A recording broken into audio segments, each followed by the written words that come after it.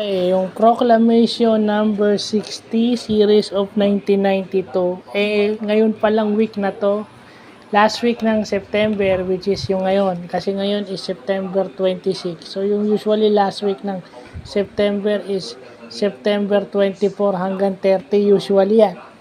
So ngayon pala family week. Kaya pala karamihan ngayon walang pasok or shortened period yung mga opisina.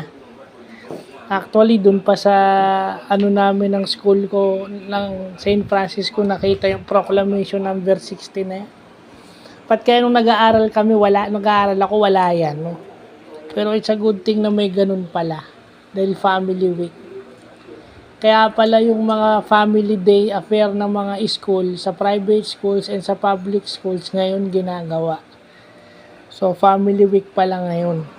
Based dun sa Proclamation number 60. No? So, maganda't nalalaman natin yan.